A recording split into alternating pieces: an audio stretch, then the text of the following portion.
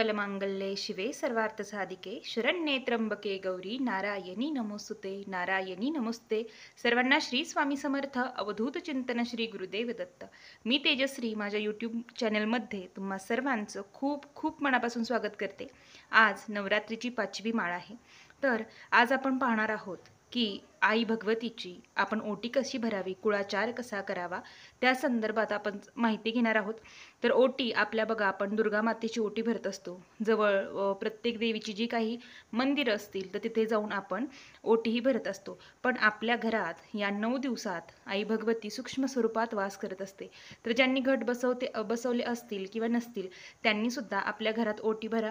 ज्यांना नसेल घरात भरायची त्यांनी आपल्या जवळपासच्या मंदिरात दुर्गा मातेची ओटी भरा. पण ओटी भरताना काय साहित्य असावं, पंचखाद्य कोणते असावेत, तर ओटीचं सामान काय असावं आणि मंत्र काय म्हणावा ते आज आपण पाहणार आहोत. सगळ्यात पहिल्यांदा ओटी कोणी भरू नये, तर बघा, आई भगवतीच्या कृपेने ज्या महिला ज्यांची ओटी भरलेली असेल, म्हणजे थोडक्यात काय तर त्या प्रेग्नेंट असतील, तर अशा महिलांनी ओटी भरायची नसते. कारण की त्या स्वतःच त्यांच्या ओटीपोटात एक बाळ जन्माला येत असतं किंवा वाढत असतं. त्यामुळे त्या काळात अगदी तुम्हाला पहिला महिना असो किंवा 9वा महिना असो, या 9 महिन्यात ओटी भरायची नसते. त्यानंतर ज्यांना मासिक धर्म, सुतक, विटाळ आहे, अशाही महिला या सेवा करू शकत नाहीत, म्हणजे ओटी भरू शकत नाही. तुम्ही घरातील लग्न झालेल्या कोणत्याही स्त्रियांकडून किंवा अगदी शेजारच्या कोणाकडूनही ही सेवा पूर्ण करून घेऊ शकता. आता ओटी केव्हा भरायची, तर 9 दिवस आई भगवती आपल्या घरात वास करते. त्यानंतर अष्टमीला, नवमीला तुम्ही आई भगवतीची ओटी भरू शकता किंवा अगदी उद्या येणाऱ्या मंगळवारी सुद्धा तुम्ही आई भगवतीची ओटी भरू शकता. पण जे घरात ओटी भरणार असतील त्यांनी अष्टमी व नवमीला भरा, कारण आपण त्यानंतर आई भगवतीचा निरोप घेत असतो नवमीनंतर. त्यामुळे उपवास वगैरे सोडतो. तर या कालावधीत आई भगवतीचा मान सन्मान ती आपल्या घरात आली. बघा, आपण जसं मुली माहेरपणाला आल्या की त्यांचा आपण मान सन्मान करतो, ओटी वगैरे भरतो, कपडे घेतो, साडी घेतो, त्या पद्धतीनेच आई भगवतीची ओटी भरायची. आता ओटीमध्ये काय असावं, तर साडी तुम्हाला घ्यायची आहे तर साडी तुमच्या बजेटनुसार यथाशक्ती यथाभक्ती घ्या. सुती घ्यायची असेल तरी घ्या, तुम्हाला जशी आवडेल तशी साडी घ्या. त्यानंतर यामध्ये खण घ्या. पीस तुमच्याकडे असेल कोणत्याही रंगाचा घ्या, हिरवा घ्या, लाल घ्या, काही हरकत नाही. फक्त काळा रंग आपण वापरत नाही आणि हे प्रत्येकाला माहीत आहे.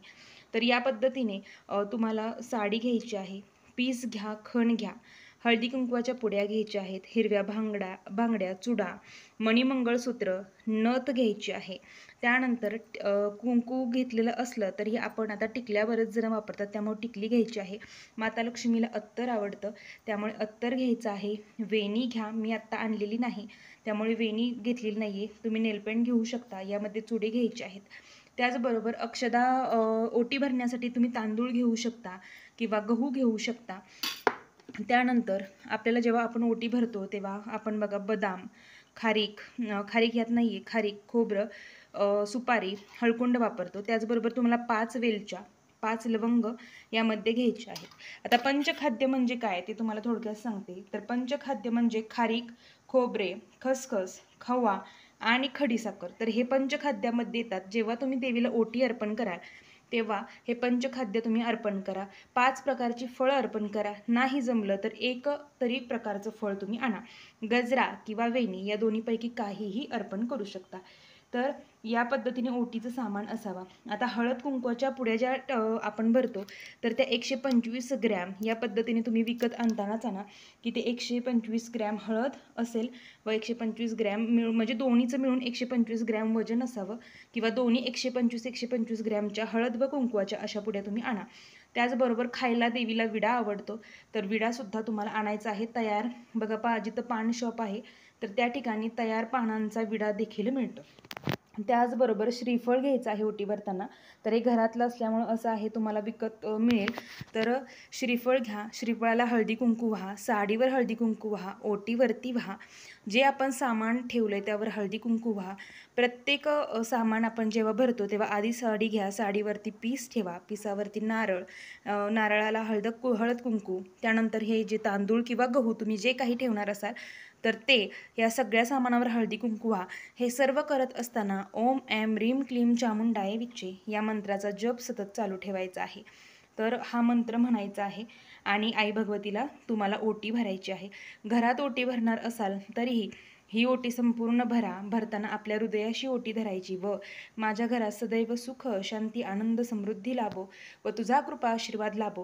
ही ओटी भरताना आई भगवतीला काहीही मागायचं नाही, फक्त एवढंच मागायचं की तू या घरात सदैव वास कर व तुझ्या आशीर्वादाने घरात सदैव सुख शांती असू दे. ही आपण तिच्यासाठी ओटी भरत आहोत, त्यामुळे तिची आदराने आदरपूर्वक ही ओटी भरायची आहे. या पद्धतीने तुम्ही घ्या. यामध्ये तुम्ही जोडवे घेऊ शकता, सोन्याचं मणिमंगळसूत्र घेऊ शकता. त्यामुळे यथाशक्ती यथाभक्ती तुम्हाला जे शक्य आहे ते ओटीमध्ये घ्या. आपण जे काही अलंकार वापरतो त्या सर्व अलंकार तुम्ही देवीला अर्पण करू शकता. मूळपीठावर या 9 दिवसात जाणं शक्य होत नाही, त्यामुळे आपण घरच्या घरी, शेजारील मंदिरातील, दुर्गा मातेची अशा सर्व ठिकाणी ओट्या भरत असतो. पण घरात भरायची राहून जाते, त्यामुळे शक्य असेल तर घरी या पद्धतीने ओटी भरा. बाहेरही भरताना अशा पद्धतीने ओटी भरा. आता मूळपीठावर ज्यांना जायला जमणार नाही, म्हणजे जायला जमतच नाही 9 दिवसात, त्याच्यानंतर तुम्ही काय करू शकता, तर ही ओटी आहे ही अशीच जपून ठेवा व तुम्ही मूळपीठावर जाऊन ही ओटी आपल्या देवीला अर्पण करू शकता, आहे अशी जपून ठेवून.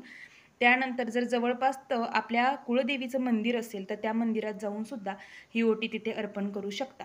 तर या पद्धतीने तुम्हाला ओटी भरायची आहे. तर तुम्हाला जे जे यथाशक्ती यथाभक्ती होईल. त्यानंतर दक्षिणा तुम्ही 11 रुपये ठेवू शकता. 21, 51, 101 किंवा 501, 1001 या पद्धतीने याला सोडवण म्हणतात. कारण ओटी कधी रिकामी ठेवायची नसते, त्यावर 11 रुपये तरी दक्षिणा तुम्ही ठेवा. यथाशक्ती यथाभक्ती दक्षिणा ठेवा. त्याचबरोबर आपण जेव्हा कुळदेवीची ओटी भरत असतो तेव्हा ओटी भरताना एक मंत्र म्हणायचा असतो. तर तो मंत्र असा आहे: अन्न कर्पास संयुक्त सौवस्त्र फलसंयुतम कुलदेवताये ददामि प्रीतये तव सौभाग्य आरोग्य कामना सर्व संपस्त समृद्धये गौरी गिरीश तृष्टर्थ ओटी भरणम ते ददाम्यहम ओटी समर्पयामी. जेव्हा आपण ओटी भरतो तेव्हा हा मंत्र जमला तर अवश्य म्हणा. आता ज्यांना नाही जमणार त्यांनी 99 मंत्र तरी म्हणत जप करा. त्याचबरोबर आपल्या घरात महाकाली, श्री महालक्ष्मी, श्री महासरस्वती, राजराजेश्वरी या आईसाहेब अंबा माता की जय याचा जय जयकार करायला विसरू नका. तर झालेली सेवा महाराजांच्या चरणी मी रुजू करते. सर्वांना श्री स्वामी समर्थ. अवधूत चिंतन. श्री गुरुदेव दत्त.